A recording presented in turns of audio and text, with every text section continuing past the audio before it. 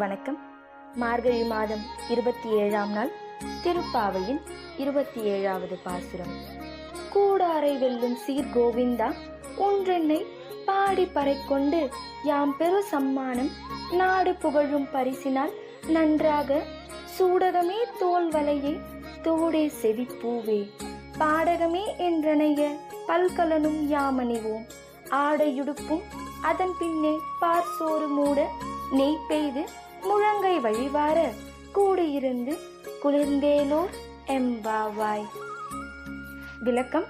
இந்த திருப்பாசுரம் இன்றைக்கும் தமிழ் சமுதாயத்தில் தனிச்சிறப்பு வாய்ந்த பாசுரமாக கொண்டாடப்பெறுகின்றது.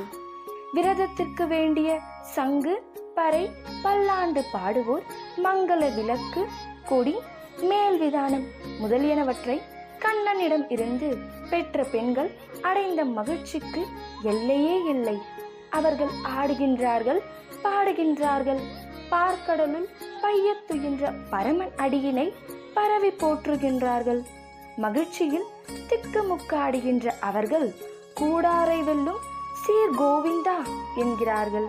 பகைவர்களை வென்று அன்பர்களிடம் தோற்பவன் என்ற குறிப்பு பொருள் இதில் துணிக்க காணலாம். ஏனெனில் தன் வில் அம்பினால் எவரையும் வெல்லும் திறன் வாய்ந்த கோவிந்தன் தன்னை வணங்கும் அடியவர்களின் அன்புக்கு, ஆற்றாத அவர்களின் அன்புக்கு கட்டுப்படுகிறான் என்பது இத்தொடரில் பெறப்படும் கருத்தாகும். உன்னை புகழ்ந்து பாடி நாங்கள் பெறுகின்ற சன்மானம் இவை இவை என்று பட்டியலிட்டு காட்டுகின்றார்கள். சூடகம் கையில் அணியும் ஒரு வகை ஆபரணமாகும்.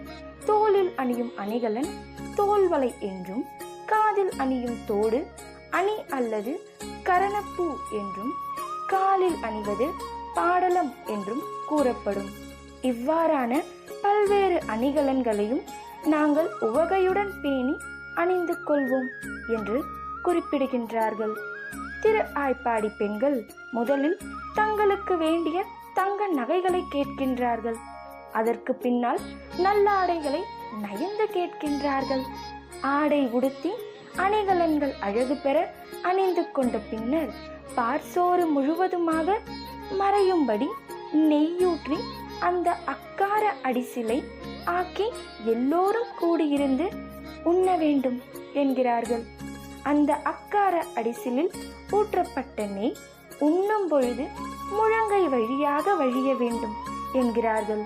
இவ்வாறு இந்த திருப்பாடல் சர்க்கரை பொங்கல் சாப்பிடுவதில் முடிகின்றது. திரு ஆய்ப்பாடி பெண்கள் பாவை நோன்பு மேற்கொள்ள நெய் உண்ணாமலும் பால் உண்ணாமலும் விரதம் இருந்தார்கள். இப்பொழுது பாலும் கருப்பு கட்டியும் நெய்யும் சேர்த்து சமைக்கப்பட்ட அக்கார அடிசலை ஆசை தீர உண்கிறார்கள். கூடியிருந்து குளிர்ந்து என்னும் தொடரால் தாம் பெற்ற பேரு பிறரும் பெற வேண்டும் என்ற உயர் நோக்கமும் எல்லாருமே இன்புற்றிருக்க நினைக்கின்ற மனமும் ஒரு சேர விளங்கும்.